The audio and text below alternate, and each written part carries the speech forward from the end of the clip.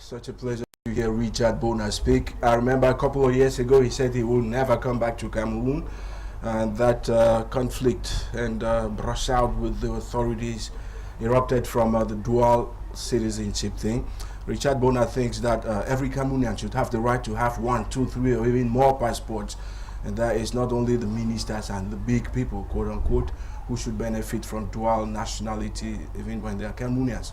Bona actually traveled to a European nation from the US, and he was on that plane with a Cameroonian minister, and well, the minister was given preferential treatment because he passed out for Swiss national and so on, but Bona couldn't get the same kind of treatment. So when he comes to Cameroon, he needs to get a Cameroonian visa. As a result of that, this guy snubbed a decoration from the president of the republic. And I'm talking about President Paul Biya himself. He said, I don't care about it. And so ever since, his relationship with the authorities here have been conflictual. You know, when the Cameroon lost the right to host the 2021 Africa Cup of Nations, Bona said, it's sweet. Let's not talk about this anymore, right? It could get us into problems. Let's talk something else. We're talking education at the start of the show. We will stay on the education lane because we have a young and very enterprising Cameroonian. He's actually based in the US. If I'm wrong, he's going to correct me. He's called Aimé Ngongang. He's developed an app that brings students, teachers, administrators, everybody in the educational system on one platform. So your schoolwork is made easier for you. Aimé Ngongang, welcome. Thank you, Divine. Such a pleasure to have you. Same here. I'm happy to be here. Thank you for inviting us to talk about education. Right. I can see you have your bodyguard. Can I call him that, Husseini? Yes, Hussein Aboubakari. Bienvenue. Merci. Unfortunately, on ne parle pas français ici, tu vois. No problem. So thanks for speaking English, right? Thanks for coming, though you just listen to us talk. It's called Schoolabo. Schoolabo, yeah. Tell us about Schoolabo. Schoolabo stands for school collaboration. So the idea is like collabo in music? No, it's like collaboration. The idea is we want to facilitate collaboration within all the actors of the education systems. We realize that it takes a lot of time to actually do the proper work when information are not spread across the education system. So yeah, go ahead. Yeah, so the idea was like try to put all those information, all those people into one platform so that the information could just flow very freely, so that decision makers, students or instructors can have access to information that are necessary to do their job. Why are you doing this? Is it because do you think that because they are disjointed in the way they function, that's why it's not smooth flowing, it's not sleek enough? It's a mix. But first of all, the education is more about people teaching or the studying, right? So that means there need to be a permanent collaboration. But beside that, between the student and the instructor, there's the administration who's supposed to make decisions. And those decisions should happen very frequently. It's not just waiting 1 year or 2 years later before making decisions. So it has to be like some kind of real-time decision. And the reason we created that, we thought that was a problem because students were complaining there was a distance between them and the instructor. Most of the school work was happening within the classroom. And what we realized that we are lucky to be in like 2019, where we can see that in the past 15 years, technology has evolved a lot. Like we had Facebook, YouTube, Twitter, who had changed the way of communicating. We have ability to share information to big mass. And then we have technical infrastructure that are there to store a lot of information. Google and all those things, those databases are available. So the main question is like, why are we staying in why is education not moving, or why are we not changing the way things are happening? It's like, I understand that you go to the classroom and the instructor will instruct and then you go home. Yeah, because usually they just come, they shout out the lesson. Sometimes you just need to copy like 15 pages. And that's all. You don't meet the teacher. You don't get to discuss your problems with them, and they expect you to perform in your exams. Exactly. And the thing is, maybe that was the right way to do 20 or 30 years ago. And then what we realized is that, well, the technology is there. And the good thing is also all the industry have used the advantage of technology. If you think about finance, well, today you can open your bank account from your phone. You can send money and receive money from your phone, check your balances. You can apply for car insurance from your phone. If you have an accident, you can send the pictures and have a quote and all those information. The real thing was like, why is education behind? So we are trying to solve that problem by using the technology that's available.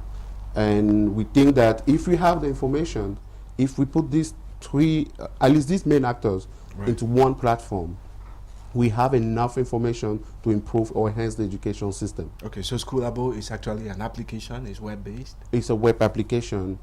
Currently it's a web application, but I think we will have to build a mobile application just because of the ecosystem right now.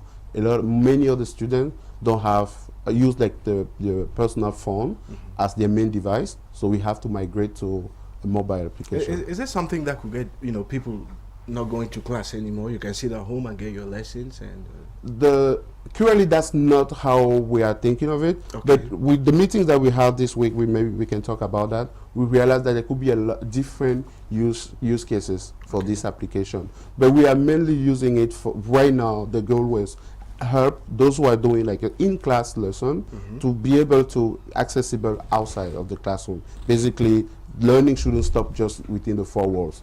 Student could be at home at 2 p.m. or 2 a.m. have a question, ask the question. One of their classmates also who is struggling about the same problem, they can exchange. And the professor, if he happens to be online, can also address them.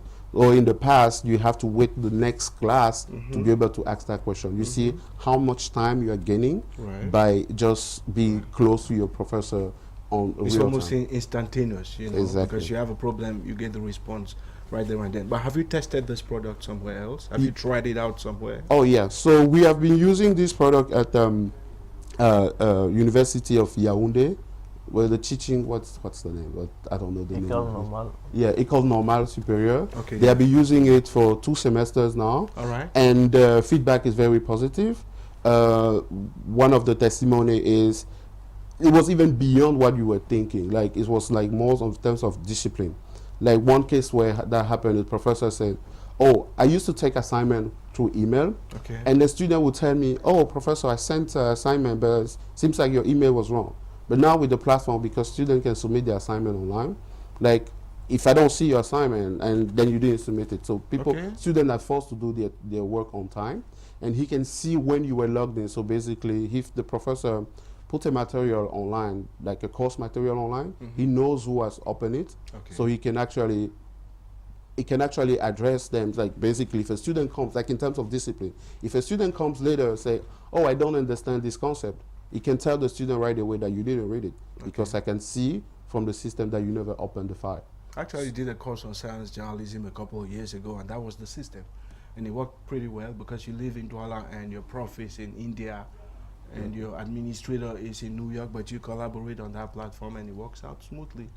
That's the idea. But what we want to make it very specific is like we want to use the Cameroonian context to develop the application. So the conversation we had this week was to allow us to see the right direction to go with the app, and we have to have like our user in mind, our user a Cameroonian. There was some suggestion that came, is like, "Oh, we don't have a consistent internet here. Can we give us a possibility to work offline? Like imagine that I lose internet connection, but you still work need offline, to, and then when internet comes back, and I can just, my work will not be lost." Like me, for example, I wasn't thinking of it. Like I live in the US, I don't remember last time I had like internet problem. So that's why having this kind of solution being customized, it's very important. Okay.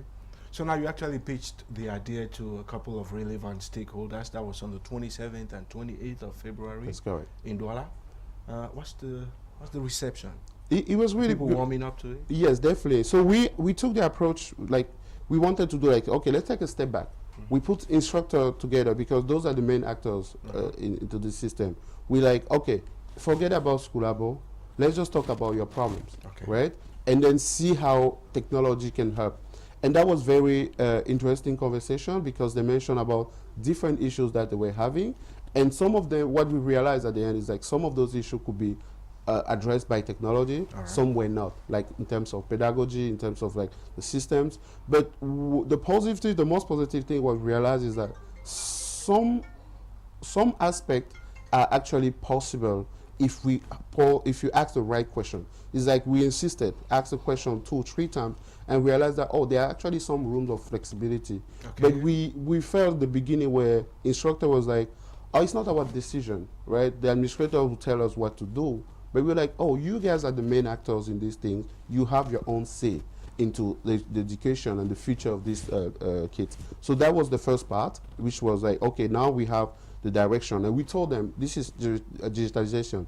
We have to embark in this thing, otherwise we'll be behind. All right. So every instructor needs to be able to use technology to do his classwork, because that's the way the world is moving. Is it limited to university level education? Are you breaking it down to the primary school level? For The idea is we wanted to start with a target that use internet, Okay. so that we can improve the product with them first. But the idea is it's technology. We want to go next to like secondary school and then primary school. Okay. That's the vision. Okay, now let's look at the implementation timeline. I don't know what response you got from the government people, but I mean, the implementation timeline, what's it looking like? So we because we're already using the application, Right. then we have a couple of schools that we're meeting next week to actually do a more detailed demo.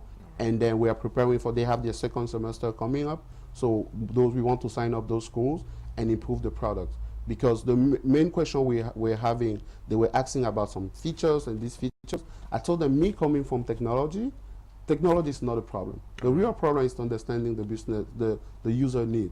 Once we understand the user need, we can solve it. Okay. So we need to start using the app. You need to understand the behavior. You need to understand what's the real need, and then we move forward. So in terms of the government, our approach is the government needed to be there to tell these administrators that this is a Cameroonian product. I know usually people think about stability and they prefer to use Google, Microsoft, because you know that this company will always be there. But if we keep doing that, we never have a big Cameroonian or local company. So the main trying to solve your problem, you need to help them or work together, because the advantage is if this company is growing, that means those are your students that you are training now who work for this company. All right. And we have the opportunity here to solve a problem that we think is global. Like we feel like we can scale this very easily, so that if you have this solution working well in Cameroon, now we can export it to the other countries. Perfect. So the message there was from the Minister of Small Business, like this shouldn't be a small business in two years. Okay. We have to make it a real company. I just look at you and I'm so amazed that you're one of those young Cameroonians who has these ideas. You don't leave them abroad, you actually come home to apply them. It's such a beautiful thing hearing you talk it out, and come back again, right? Definitely. Since you're still here, Ouseni, Yes. il va revenir, n'est-ce pas? Exactly. Please come back when you talk to other Cameroonians, and let's get the impressions. Sure. And be sure that we want to partner with you, right? Definitely, yeah. So we'll go to the commercial department when next you come to sign those papers. And We will let you definitely do that. let Yeah. you be a partner here. Thanks for coming on to the Insight. Thank you, Divine. Thank you for having It's us. such a pleasure. Au Thank revoir, you, my Divine. friend. Goodbye. You need to go to school and learn English, so you go Okay. onto that app and No problem. connect with the English teachers across the place. Thanks for coming, Ouseni. It was such a pleasure hearing you guys elaborate Schoolabo. Schoolabo. School I collaboration. guess that's the next big thing for Cameroon Definitely. in the educational system. We'll be keeping the tabs on you, like I said, and we'll follow every piece that you make and bring you back here when we think there's something new to talk about. Stay on with us, because right now we're taking you to the northwest region of Cameroon. This road was mentioned in 1983, way back when, oh God. But then its construction has repeatedly stalled. Sometimes it takes off and you think it's done for the ring road. And as we speak, only 50 kilometers of about 350 have been tarred. Imagine what that road could have done for the good of Cameroon, especially those out there in the hinterlands in the northwest.